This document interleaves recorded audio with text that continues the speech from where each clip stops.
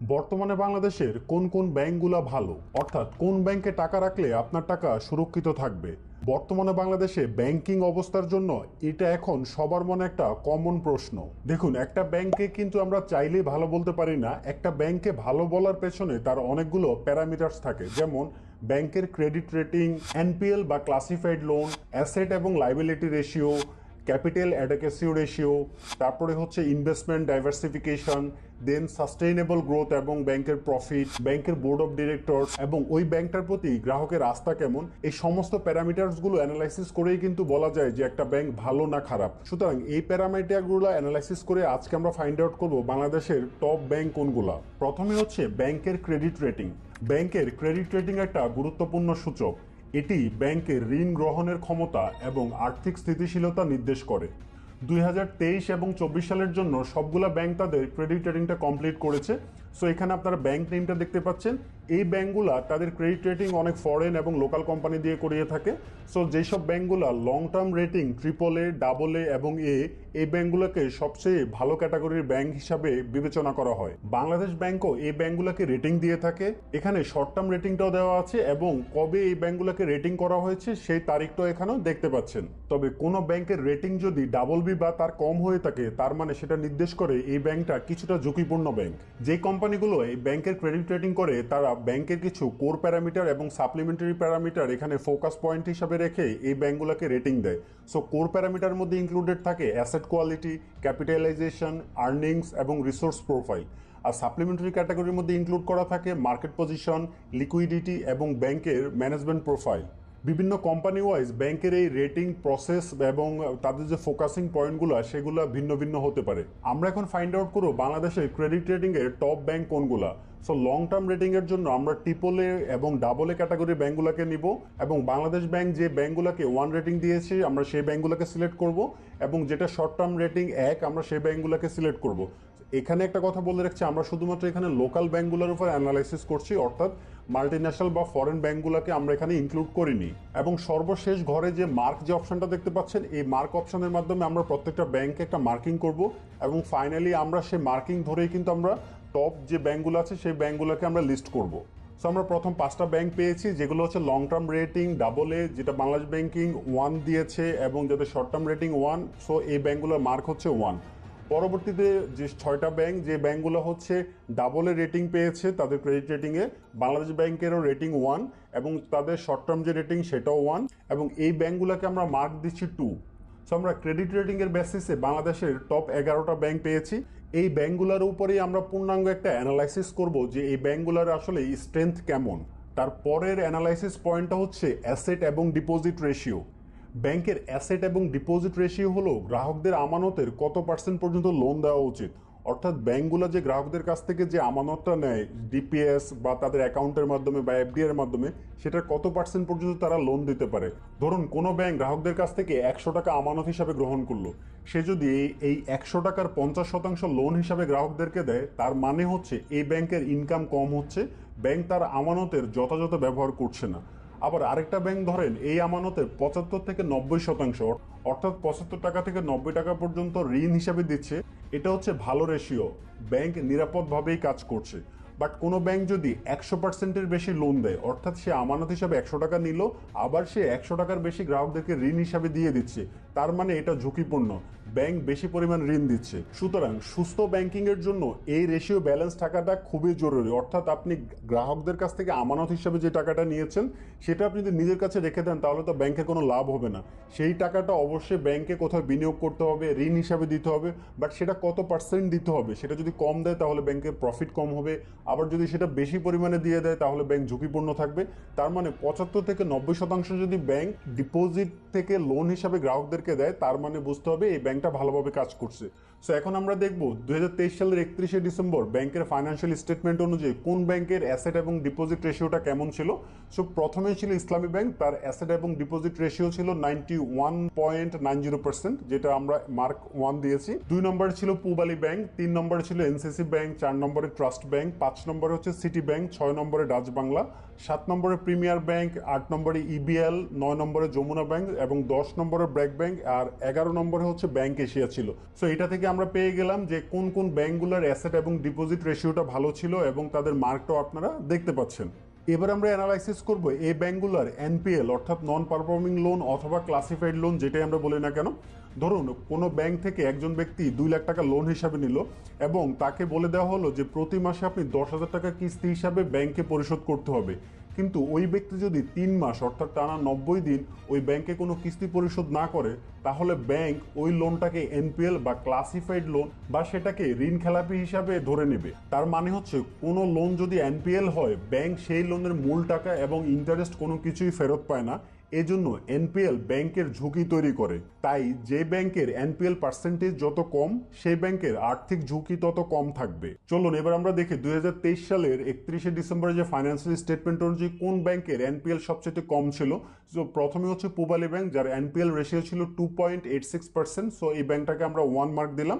তারপরে হচ্ছে ইবিএল, তারপরে ব্র্যাক ব্যাংক, তারপরে সিটি ব্যাংক, তারপরে ডাচ বাংলা, তারপরে হচ্ছে যমুনা ব্যাংক, তারপরে প্রিমিয়ার। 8 নম্বরে ছিল এনসিসি ব্যাংক, 9 নম্বরে ছিল ট্রাস্ট ব্যাংক, 10 নম্বরে ব্যাংক এশিয়া এবং 11 নম্বরে ছিল ইসলামী ব্যাংক। সো আমরা দেখেছিলাম অ্যাসেট এবং ডিপোজিট রেশিওতে কিন্তু ইসলামী ব্যাংক 1 নম্বরে ছিল, অর্থাৎ তারা গ্রাহকদের কাছ থেকে আমানতও বেশি নিয়েছে, তারা ঋণও বেশি দিয়েছে। কিন্তু যদি এনপিএল এর পার্সেন্টেজে যায় তাহলে কিন্তু ইসলামী ব্যাংকের এনপিএল সবচেয়ে বেশি ছিল 9%, অর্থাৎ তারা গ্রাহককে যে পরিমাণ টাকা লোন দিয়েছে সেই পরিমাণ টাকা গ্রাহকদের কাছ থেকে তারা কিন্তু ফেরত পায়নি। সো যে কারণে তাদের এনপিএল পার্সেন্টেজটা বেশি। সো আমরা এখান থেকে কিন্তু পেয়ে গেলাম যে কোন ব্যাংকের এনপিএল বেশি ছিল এবং পাশে সেটার মার্কটা আপনারা দেখতে পাচ্ছেন। আপনাদের অনেক পয়েন্টটা নিয়ে আলোচনা করব, যেটার নাম হচ্ছে ক্যাপিটাল অ্যাডেকুয়েসি রেশিও, সংক্ষেপে বলা হয় কার। কোনো গ্রাহক যদি ব্যাংক থেকে ঋণ নিয়ে সেটা ফেরত না দেয়, তাহলে ব্যাংক নিজের টাকা দিয়ে সেই ক্ষতি সামলাতে হবে। সুতরাং কার বলতে বোঝায় ব্যাংকের সেই ক্ষতি সামলানোর জন্য পর্যাপ্ত টাকা আছে কিনা। সো ব্যাংক প্রথমে গ্রাহকদের কাছ থেকে কিন্তু আমানত হিসাবে টাকাটা সংগ্রহ করে, আবার অন্য গ্রাহকদেরকে সেটা লোন হিসাবে দেয়। কিন্তু অনেকেই সে লোন কিন্তু ফেরত দেয় না, লোন ডিফল্টার হয়। বাট ব্যাংক যে যাদের কাছ থেকে আমানত গ্রহণ করেছে তাদেরকে তো অবশ্যই ব্যাংক সেই টাকাটা ফেরত দিতে হবে। সো ব্যাংকের কাছে কিন্তু সে নির্দিষ্ট পরিমাণ ফান্ড থাকতে হবে যেন সে আমানতকারীদের টাকা যথাসময়ে ফেরত দিতে পারে। বাংলাদেশ ব্যাংকের রেগুলেটরি রিকোয়ারমেন্ট অনুযায়ী ন্যূনতম ব্যাংকের ক্যাপিটাল অ্যাডেকুয়েসি রেশিও 10% হতে হবে। 2023 সালের 31শে ডিসেম্বরে ফাইন্যান্সিয়াল স্টেটমেন্ট অনুযায়ী সো কোন ব্যাংকের কার রেশিও কত ছিল, এবার আমরা চলুন সেটা দেখি। সো কার রেশিওতে 1 নম্বরে ছিল ব্র্যাক ব্যাংক, যার কার রেশিও ছিল 18.61%, এবং যমুনা ব্যাংক ছিল দ্বিতীয় নম্বরে, যার কার রেশিও ছিল 16.64%। তারপরে 3 নম্বরে ব্যাংক এশিয়া, 4 নম্বরে ডাচ বাংলা, 5 নম্বরে সিটি ব্যাংক, 6 নম্বরে ছিল ইবিএল, 7 নম্বরে এনসিসি, 8 নম্বরে পূবালী ব্যাংক, 9 নম্বরে ট্রাস্ট ব্যাংক এবং 10 নম্বরে ছিল প্রিমিয়ার ব্যাংক, 11 নম্বরে ছিল ইসলামী ব্যাংক। সো টপ অনুযায়ী পাশে কিন্তু আপনারা মার্কটাও দেখতে পাচ্ছেন। যে ব্যাংকের কার রেশিও যত বেশি থাকবে, বুঝতে হবে সেই ব্যাংকটা তাদের গ্রাহকদের আমানতের টাকা ফেরত দিতে ততটাই স্ট্রং। সো পরবর্তী পয়েন্টটা হচ্ছে year on year sustainable profit growth. ব্যাংকের year on year sustainable profit গ্রোথের মাধ্যমে একটা ব্যাংকে মূল্যায়ন করা যায়। কোনো ব্যাংক যদি ইয়ারলি 5 থেকে 10% পর্যন্ত প্রফিট করে, তাহলে সেই ব্যাংকটাকে ভালো ব্যাংক হিসাবে বিবেচনা করা হয়। আর কোনো ব্যাংক যদি 10 থেকে 15% পর্যন্ত প্রফিট করে, তাহলে সেটাকে ভালো প্রবৃদ্ধি বোঝায়। আর কোনো ব্যাংক যদি 15%-এর বেশি প্রফিট করে ইয়ারলি, তাহলে সেটাকে খুব ভালো এবং চমৎকার বলা যায়। তবে এটা কন্টিনিউ করা বড় চ্যালেঞ্জ। এখানে কিন্তু আমরা সাস্টেইনেবল প্রফিটের কথা বলছি, অর্থাৎ প্রতি বছর কিন্তু ব্যাংকে আস্তে আস্তে করে হলে কিন্তু প্রফিট করে যেতে হবে, অর্থাৎ কোনোভাবে কিন্তু ফল করা যাবে না।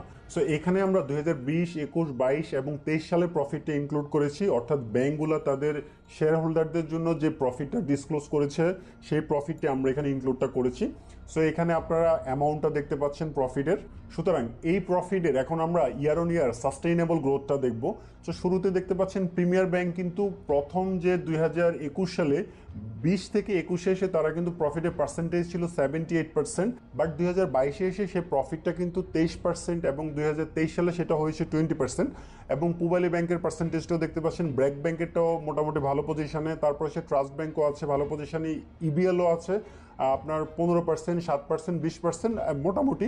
বাট ডাচ বাংলা বা পরেরগুলো যদি আমি দেখাই, এগুলো কিন্তু সাস্টেইনেবিলিটি কিন্তু খুব খারাপ লেভেলে আছে। তার কারণ হচ্ছে ডাচ বাংলার প্রথম 2021 সালে 1%, 22 সালে 2%, বাট 23 সালে গিয়ে সেটা কিন্তু 42%। আবার ইসলাম ব্যাংকের কথাও যদি বলি, 2021 সালে সেটা প্রায় অলমোস্ট 0%, বাট 22 সালে সেটা ছিল 28%, বাট 23 সালে আবার সেটা 3% নেমে গিয়েছে। অর্থাৎ বাকি ব্যাংকগুলোর কিন্তু সাস্টেইনেবল গ্রোথ কিন্তু প্রপারলি হচ্ছে না। সো আমরা সাস্টেনেবল গ্রোথের পার্সেন্টেজ অনুযায়ী যদি মার্ক করতে চাই তাহলে প্রিমিয়ার এবং পূবালী ব্যাংকে আমরা 1 মার্ক করছি, ব্র্যাক ব্যাংকে 2 মার্ক করছি, ট্রাস্ট ব্যাংক এবং ইবিএলকে 3 মার্ক করছি, বাকি যে ব্যাংকগুলোকে আমরা কিন্তু 4 মার্ক করছি। এখানে আমি একটা কথা বলে রাখছি, আমি এখানে যে অ্যানালাইসিসটা করছি এই অ্যানালাইসিস পুরোটাই কিন্তু আমার নিজের ওপিনিয়ন। সো অনেকে কিন্তু এটা নিয়ে আমার সাথে দ্বিমত পোষণ করতে পারেন। তারপর অ্যানালাইসিস পয়েন্ট হচ্ছে বোর্ড অফ ডিরেক্টর। একটা ব্যাংকের দক্ষ, ভালো এবং কোয়ালিফাইড বোর্ড অফ ডিরেক্টর খুবই জরুরি। তারা সঠিকভাবে ব্যাংকে চালাতে সাহায্য করে যেন ব্যাংকে কোনো দুর্নীতি এবং কোনো অনিয়ম না হয়, যাতে গ্রাহক ও বিনিয়োগকারীরা ব্যাংকের উপর আস্থা রাখতে পারে। কারণ আমরা দেখেছি একটা অসৎ এবং দুর্নীতিবাজ বোর্ড কিভাবে ব্যাংকের সর্বনাশ ডেকে আনতে পারে। তার পরের পয়েন্টটা হচ্ছে ব্যাংকের প্রতি গ্রাহকের আস্থা। যদি একটা ব্যাংক গ্রাহকদের টাকা নিরাপদ রাখে এবং সব সেবা ঠিকমতো দেয় তাহলে গ্রাহকরা ব্যাংকের উপর ভরসা করে। যেমন সময় মতো টাকা তুলতে পারলেই কিন্তু গ্রাহকরা অনেক খুশি। এতে ব্যাংকের প্রতি গ্রাহকদের আস্থা বাড়ে। গ্রাহকের এই আস্থাই একটা ব্যাংকে টিকে থাকতে সাহায্য করে। যদি উদাহরণ হিসাবে বলি তাহলে ইসলামী ব্যাংক নিয়ে কিন্তু আমরা অনেক খারাপ নিউজ দেখেছি, কিন্তু তারপরেও গ্রাহকগণ ইসলামী ব্যাংকের উপর পূর্ণাঙ্গ আস্থা রেখেছে, যে কারণে সকল সংকট কাটিয়ে আবার ঘুরে দাঁড়াচ্ছে ইসলামী ব্যাংক। সুতরাং আপনি যে ব্যাংকে ব্যাংকিং করছেন আপনাকে অবশ্যই সেই ব্যাংকের উপর আস্থা রাখতে হবে অ্যানালাইসিসের বেসিসে। তাহলে চলুন এখন আমরা ফাইন্ড আউট করি যে কোন ব্যাংকটা আসলে সবচেয়ে বেশি ভালো। সো আমাদের মার্কিং অনুযায়ী আমরা সিরিয়ালে ব্যাংকগুলোকে সাজিয়েছি। সো আমাদের ক্রেডিট রেটিং, এডি রেশিও, এনপিএল, কার এবং ইয়ার on year sustainable growth percentage. So আমাদের র্যাঙ্কিং অনুযায়ী প্রথমে সেফ ব্যাংক হচ্ছে পূবালী ব্যাংক, তারপরে হচ্ছে ব্র্যাক ব্যাংক, তারপরে সিটি ব্যাংক, 4 নম্বরে ডাচ বাংলা, 5 নম্বরে হচ্ছে ইবিএল, 6 নম্বরে যমুনা ব্যাংক, 7 নম্বরে এনসিসি ব্যাংক, 8 নম্বরে প্রিমিয়ার ব্যাংক, 9 নম্বর হচ্ছে ট্রাস্ট ব্যাংক, 10 নম্বর ইসলামী ব্যাংক এবং 11 নম্বরে এসছে আমাদের ব্যাংক এশিয়া। সো আপনারা এখানে কিন্তু যে ক্রেডিট রেটিং এর নাম্বারটা দেখতে পাচ্ছেন, আপনারা এডি রেশিওর মার্কটা দেখতে পাচ্ছেন, এনপিএল এর মার্কটা দেখতে পাচ্ছেন, কারের মার্কটা দেখতে পাচ্ছেন এবং ইয়ার অন ইয়ার গ্রোথের যে মার্ক সেটা দেখতে পাচ্ছেন এবং ফাইনালি আপনারা সামারিটা দেখতে পাচ্ছেন যে যে ব্যাংকগুলোকে আমরা লিস্টিং করেছি। সুতরাং এই বেসিক পয়েন্টগুলো অ্যানালাইসিস করেই কিন্তু আমরা ফাইন্ড আউট করতে পারি যে কোন ব্যাংকগুলো ভালো বা কোন ব্যাংকগুলোর উপরে আমাদেরকে ভরসা করা উচিত। এই অ্যানালাইসিসের উপরে আপনার যদি কোনো মতামত থাকে সেটা অবশ্যই আমাদেরকে কমেন্ট সেকশনে জানাবেন।